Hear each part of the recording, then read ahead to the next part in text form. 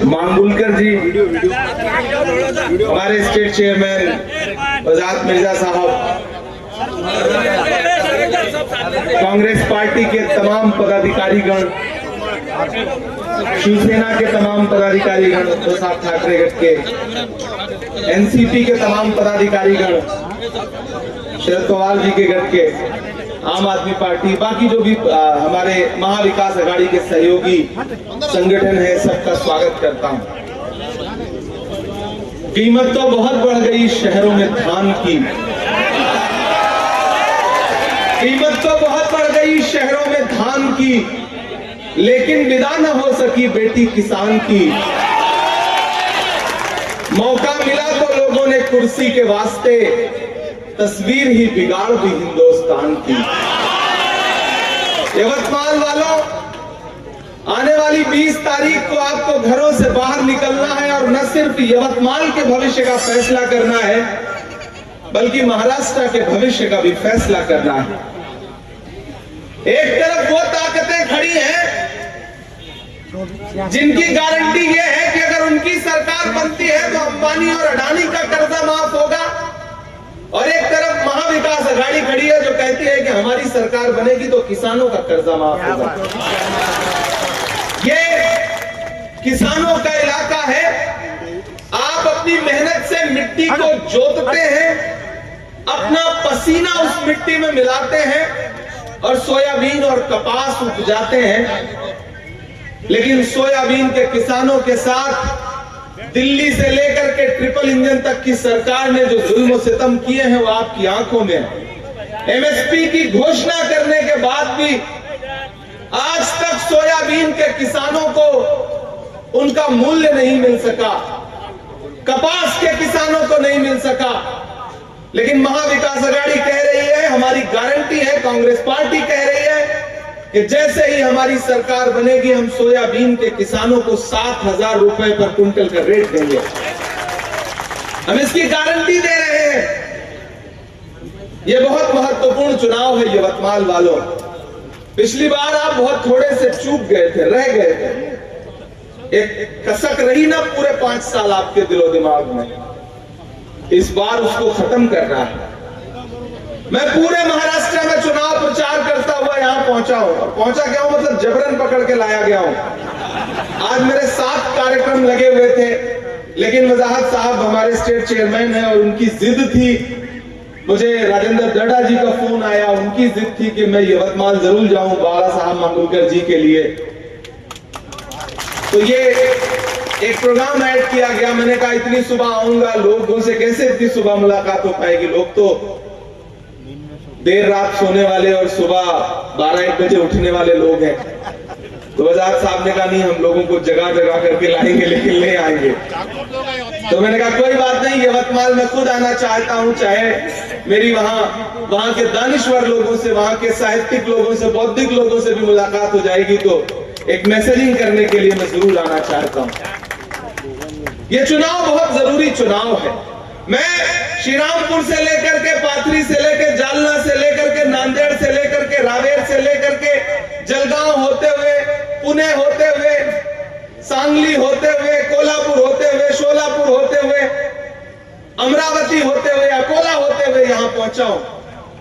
और आपको पूरी जिम्मेदारी से यह बता रहा हूं यवतमाल वालों कि महाराष्ट्र में महाविकास अघाड़ी की सरकार बनने जा रही है। मीडिया आपको चाहे कुछ भी दिखाए, पेड सर्वे आपको चाहे कुछ भी दिखाए, बिल्कुल भरोसा मत करना। मैं जमीन की सच्चाई बता रहा हूं। जनता महायुति की महाभ्रष्ट सरकार को महाराष्ट्र से हटाना चाहती है। यह चुनाव जनता लड़ रही है, और वो इसलिए लड़ रही है कि जिस तरह से कोरोना के दौरान जब उद्धव साहब ठाकरे के नेतृत्व में महाविकास अघाड़ी की सरकार लोगों को सांसें बांट रही थी, दवाइयां बांट रही थी, खाना बांट रही थी, तो दिल्ली में बैठा हुआ हाकिम महाराष्ट्र की सरकार को लूटने की साजिशें कर रहा था। और फिर सबने देखा कि एक चलती हुई सरकार को लूट करके, लोकतंत्र को लूट करके एक नई सरकार महाराष्ट्र में बनाई गई, पहले एक इंजन जोड़ा गया, फिर 2 इंजन जोड़ा गया, फिर ट्रिपल इंजन जोड़ा गया। मैं परसों नरसों नांदेड़ में भाषण दे रहा था तो मैंने कहा ये महायुति की जो सरकार है ये धोखेबाजों की सरकार है। एक नौजवान सामने खड़ा हुआ, बोला साहब इसमें एक और शब्द जोड़िए। मैंने कहा बताइए। बोला ये धोखेबाजों के साथ साथ धोखेबाजों की भी सरकार है। मैंने कहा ये सुझाव आपका अच्छा है। ये लोकतंत्र को लूट के बनाई गई सरकार है। जानते हैं क्यों? क्योंकि दिल्ली में बैठा हुआ हाकिम ये सोचता है कि महाराष्ट्र को गुजरात के रिमोट कंट्रोल से चलाया जा सकता है, जबकि वो भूल जाता है कि ये महाराष्ट्र है, ये वीर शिवाजी महाराज और डॉक्टर बाबा साहब अंबेडकर की धरती है। इसको दिल्ली और गुजरात के रिमोट कंट्रोल से नहीं चलाया जा सकता। महाराष्ट्र को महाराष्ट्र की जनता चलाएगी। यहां के किसान चलाएंगे, नौजवान चलाएंगे, महिलाएं चलाएंगी, बुजुर्ग चलाएंगे। पिछले 5 साल में, 10 साल में दिल्ली की सरकारों ने जितने वायदे किए सारे के सारे झूठे। याद करिए वो दिन, मैं यवतमाल में खड़ा हूं, यहीं पर कहीं आपके दाभड़ी एक गांव है। मैंने पार्लियामेंट में ये बात कही थी, यवतमाल को कोट करके बजट के भाषण में ये बात कही थी। मेरा सौभाग्य है, मेरी खुशनसीबी है कि मैं राज्यसभा में महाराष्ट्र जैसे गौरवशाली राज्य का प्रतिनिधित्व करता हूं। मेरे नेता राहुल गांधी जी ने जब मुझे देश की पार्लियामेंट में भेजने का निर्णय लिया तो उन्होंने मुझसे कहा कि हम महाराष्ट्र से आपको मौका दे रहे हैं, महाराष्ट्र के लोगों की सेवा करिएगा, खिदमत करिएगा। और मैं आपको विश्वास दिलाता हूं कि पिछले 2 वर्ष के अपने राज्यसभा के कार्यकाल में मैं पुरजोर तरीके से आपकी आवाज बन करके बोल रहा हूं। मैं डरा नहीं, मैं झुका नहीं, कहीं चुप छुपा के खड़ा नहीं। जो डटे हुए हैं महाज पर मुझे उन सफों में तलाश कर। देश के प्रधानमंत्री जी की आंख से आंख मिला करके उनसे पूछा है मैंने कि बताइए 2014 में आप यवतमाल के दाभड़ी गांव गए थे, आपने किसानों के साथ चाय पर चर्चा की थी और खुद तो आप 8,500 करोड़ के जहाज में उड़ने लगे, लेकिन किसान बेचारा वहीं का वहीं रह गया, उसके सपने वहीं के वहीं रह गए। आज सैकड़ों लोग आत्महत्याएं करने को मजबूर हैं। महाराष्ट्र में किसान आत्महत्याएं कर रहा है और जब देश के प्रधानमंत्री उद्योगपतियों के इशारे पर कृषि काले कानून लेकर के आते हैं और देश का किसान सिग्गू बॉर्डर पर अपना हक मांगने के लिए और किसान के जो काले कानून थे उनको वापस करवाने के लिए आंदोलन करता है, तो जब 700 किसानों की जान चली जाती है तब देश के प्रधानमंत्री को होश आता है कि हाँ ये कानून तो काले हैं, इनको वापस लेना चाहिए। बताइए उन 700 जानों को कौन लौटा सकता है?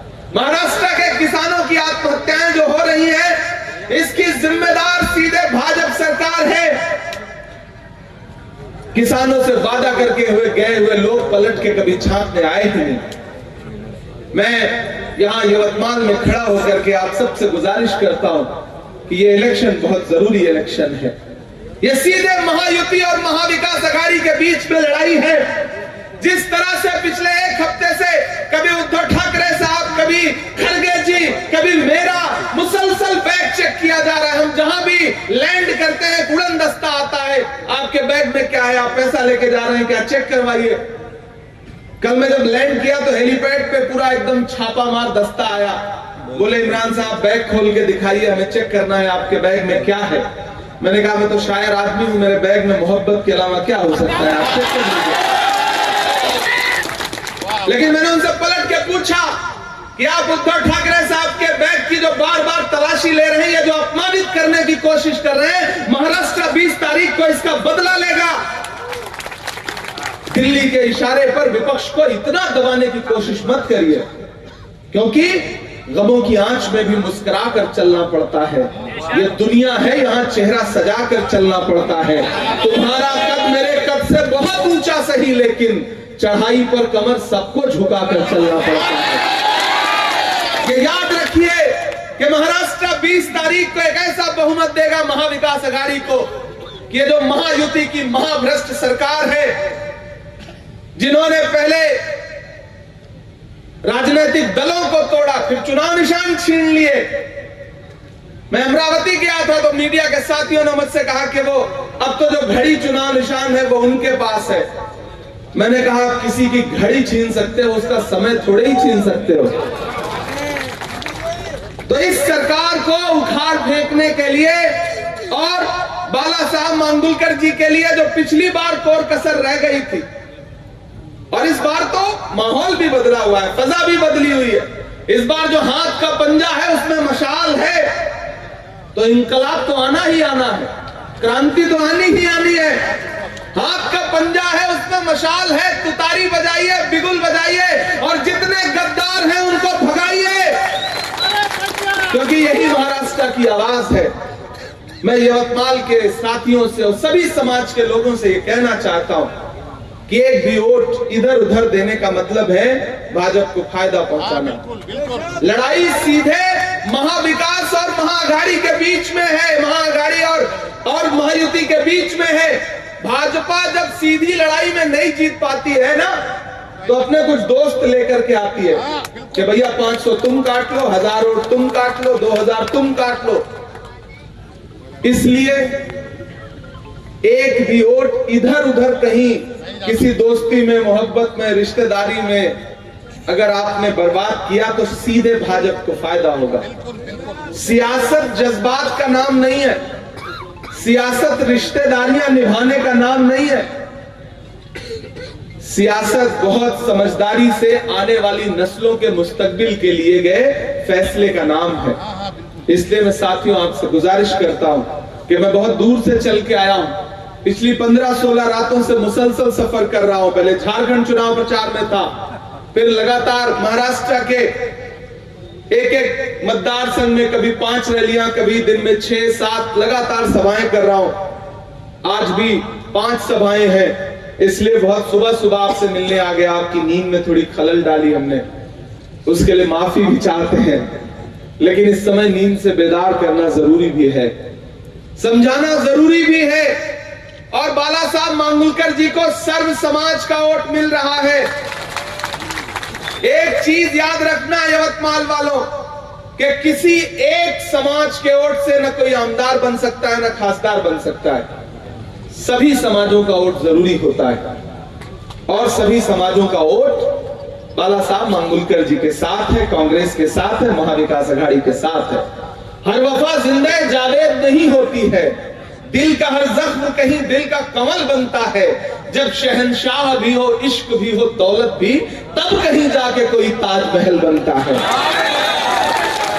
तो आमदार बनाने के लिए, बाला साहब मांगुलकर जी को जिताने के लिए 20 तारीख को अपने घरों से बाहर निकलिए, अपना एक एक वोट लेकर के बूथ पर जाइए, और बस ये सोच के जाइए कि एक बार तो जो पिछली बार कसर रह गई थी 2-1000 वोट की, वो कैसे पूरी हो, उसको लेके स्ट्रेटेजी बनाइए, और महाविकास आघाड़ी की सरकार कैसे बने ये सोच के घर से बाहर निकलिए। महान बादशाह सिकंदर ने जब यूनान जीता ना, तो जीतने के बाद वो जीत का जश्न मनाने के लिए शहर की सड़कों पर निकला, तो उसने देखा कि पूरा शहर जश्न मना रहा है, लेकिन एक फकीर आदमी सड़क के किनारे बेखबर सो रहा है। सिकंदर को गुस्सा आया, सिकंदर अपने घोड़े से उतरा, उस सोते हुए फकीर के पास गया और जाकर के उसे जोर की एक लात मारी गुस्से में, और उससे कहा कि क्यों रे फकीर, मैंने शहर फतेह कर लिया, लोग जश्न मना रहे हैं और तू सो रहा है। उस फकीर ने नींदी आंखों से सिकंदर की तरफ देखा और देख करके कहा कि शहर फतेह करना बादशाहों का काम है, लेकिन लात मारना गधे का काम है। वो तो आपके साथ भी यही रहा है। क्या ऊपर वाले की कायनात में इंसानों की इतनी कमी हो गई है जो बादशाहत जो है वो लात मारने वालों के हाथ में सौंप दी गई। कभी 2016 में नोटबंदी की लात पड़ी, फिर जीएसटी की लात पड़ी, फिर कृषि काले कानून लाए गए, फिर अलग अलग तरह के बिल लाए गए। भाजपा की सरकारों को जनता को परेशान करने में मजा आता है।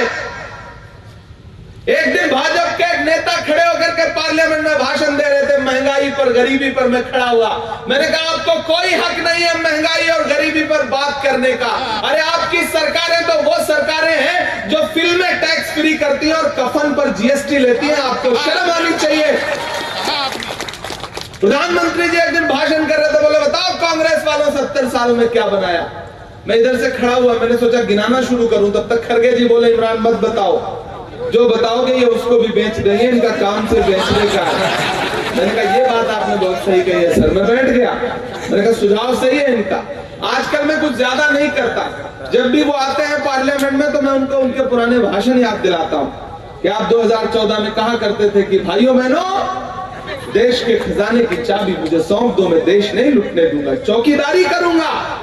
ये नारा लगाते थे ना। अब तो मैं उनसे पूछता हूं कि कहां सोया है चौकीदार? थक तो नहीं गया? भूख का असर तो नहीं है ज्यादा?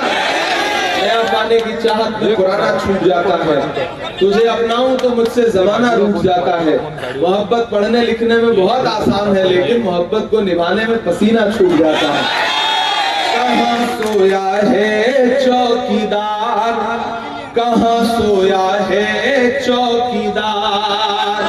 विजय माल्या नाक के नीचे से हो गया फरार। कहां सोया है चौकीदार, कहां सोया है चौकीदार? गैस सिलेंडर की कीमत भी 1000 के पार। कहां सोया है चौकीदार, कहां सोया है चौकीदार? के चाय बेचने वाला पूरा भारत बेच रहा है, इसी काम में हासिल उसे महारत बेच रहा है। कि रेल बिक गई, तेल बिक गया, बिका हवाई अड्डा। अगले मिसरे में एक नाम आएगा और मजा आए तो आपकी तालियों का शोर पूरे महाराष्ट्र तक जाना चाहिए कि रेल बिक गई, तेल बिक गया, बिका हवाई अड्डा। सब कुछ बिकता देख के खुश हैं अपने जेपी नड्डा। कि जनता महंगाई की मारी करती हाहाकार। कहां सोया है चौकीदार, कहां सोया है चौकीदार? यवतमाल वालों, पहली बार आया हूं लेकिन आखिरी बार नहीं आया हूं। मैं आपसे गुजारिश करूंगा कि बाला साहब मांगुलकर जी के लिए आने वाली 20 तारीख को घरों से बाहर निकलिए।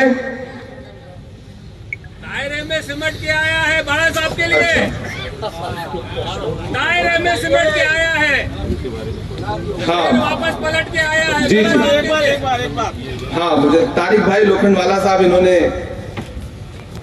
मुस्लिम समाज के अधिकारों के लिए राष्ट्रवादी अजीत पवार ग्रुप के जिलाध्यक्ष पद से इस्तीफा दिया, महाविकास आघाड़ी का समर्थन किया। मैं उनका स्वागत करता हूं। देखिए, वहां जो भी रहेगा ना, देर सवेर उसकी आंख खुलनी ही है। उनके नारों से आपका विश्वास उठना ही उठना है। उनके नारे थे ना, बहुत हुई महंगाई की मार अब की बार मोदी सरकार।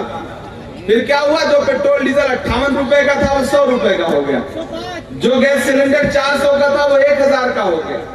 उन्होंने नारा दिया बेटी बचाओ बेटी पढ़ाओ। यवतमाल वालों, मैं हिंदी साहित्य का विद्यार्थी रहा हूं, मैंने तो सुन रखा है, मैंने तो संस्कृत का वो श्लोक पढ़ रखा है कि यत्र नार्यस्त पूज्यन्ते रमन्ते तत्र देवता। जहां नारियों की पूजा होती है वहां देवता निवास करते हैं। उधर भाषण दिया उन्होंने, नारे लगाए बेटी बचाओ बेटी पढ़ाओ, लेकिन हाथरस में जब एक दलित बिटिया का बलात्कार हुआ, उसकी मौत के बाद रात के 2 बजे उसकी लाश को परिवार की मर्जी के खिलाफ जाकर के इसलिए जला दिया गया ताकि सबूत मिट सके। ओलंपिक मेडल लाने वाली बेटियां जब जंतर मंतर पर दिल्ली में अपना इंसाफ मांगने के लिए बैठी तो किस तरह से बेशर्मी के साथ उनको घसीटा गया। पूरे देश ने वो तस्वीरें देखी हैं। क्या यही है यत्र नार्यस्त पूज्यन्ते रमन्ते तत्र देवता? तो मैं आप सबसे अनुरोध करूंगा, उनके नारे क्या हैं?